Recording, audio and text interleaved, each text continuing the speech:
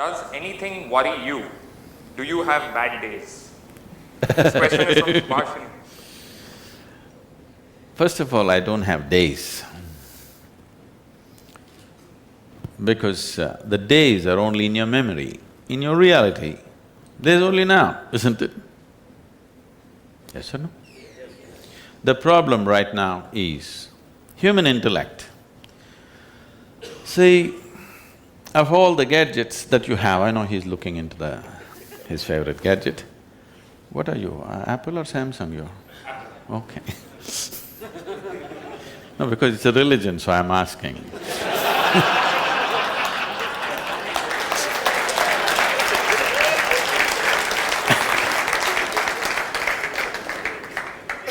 It's almost like asking, are you Hindu, Muslim, Christian, what are you?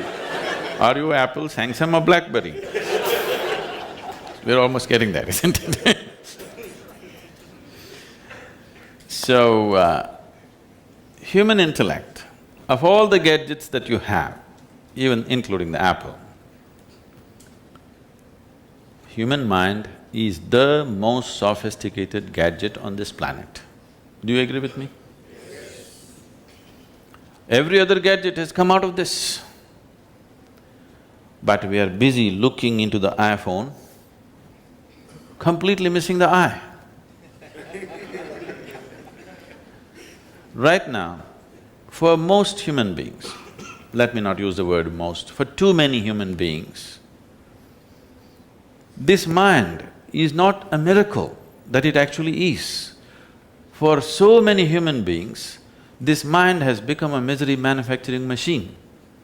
All the misery, human misery on this planet, where is it manufactured? Madras? No, in your mind, isn't it?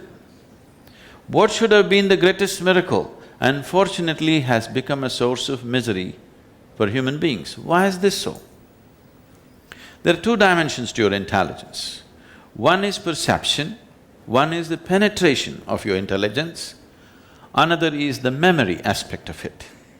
Because of the kind of education systems that you're suffering right now, which is 100% memory-based, all you have to do is memorize something, vomit it somewhere. Your idea of being intelligent right now has become purely memory-based. Today evening at the tea party, you don't have to know anything. You just have to surf the internet, pick up some facts about that 64, T64 galaxy that nobody knows about. You get some information and throw it around, people think you're smart. Because our whole idea of intelligence has become memory, unfortunately. Once you're dipping your hand into memory, your intelligence becomes very cyclical.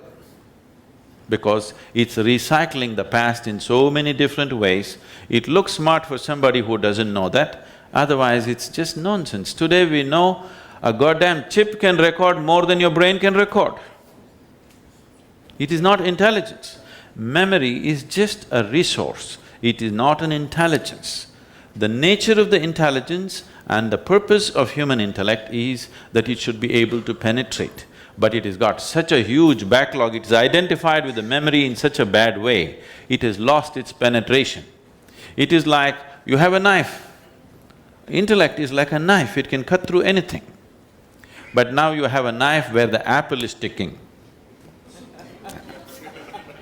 Now whatever you try to cut, it's not going to cut anything because there's a big apple sticking here. This is what has happened, a huge bank of memory is sticking to it and it's lost its penetration. This is a tremendous loss that's happened to humanity because of the nature of education systems that we have crafted. So the fundamental process of spiritual process is to sharpen this intellect in such a way that if you sit here, your memory does not influence you. Your intelligence is simply here, it sees everything just the way it is. If this doesn't happen to you, your intellect will become the source of your suffering. You will see educated people are definitely suffering more than the uneducated on this planet, isn't it so? They're also causing much more suffering. The planet is suffering mainly because of educated people, not because of uneducated people. Yes or no? The very life of the planet is being threatened by the educated, not by the uneducated, because it is a completely memory-based education. It is not intelligence-based education.